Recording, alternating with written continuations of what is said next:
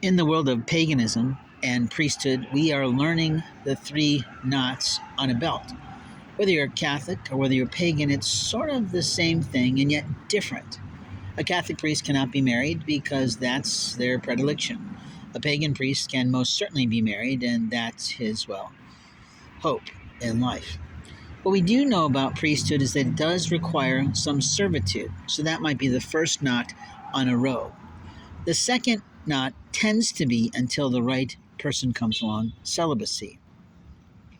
And the third knot might actually be poverty, where you've given up your worldly affairs, you've given up your worldly things, your worldly goods, in theory, at least for a short time, as a part of your kind of self-spiritual cleansing, growth, and if not, we might call it a fasting in a way, to show that you put God first. I do have this marvelous hat that says God over everything, and that is how I live my life today, and many people in my family cannot understand that. They, for some reason, thought that for the many years that I spent underneath my father and mother's tutelage, that common Christianity within them and their teachings didn't rub off on me. Their evangelism didn't take on me. And that's false. But the truth is, it was two women in my life, possibly three, that maybe even four, that completely changed my spiritual growth. My Japanese spouse, of course, of 20 years, was a Buddhist and became a Buddhist Christian, or Christian Buddhist, however you want to look at it, because of our relationship. And we did just fine celebrating all the aspects of those religions as a family of biculturalism and bilingualism. After that, I met an amazing businesswoman who changed my entire life, showing me a pagan tool. And that pagan tool is often utilized a little bit differently by regular priests in the Catholic ministries or the hermitages, but they would probably use their rosary beads to access their angels. Now, accessing angels is something that God in heaven authorizes if you're willing to put your heart on the line, if you're willing to submit your soul to Him every day or over time. And when I talk about these things, people want to laugh and scoff and say, oh, that's a mental unwellness. And the answer is no, it's not.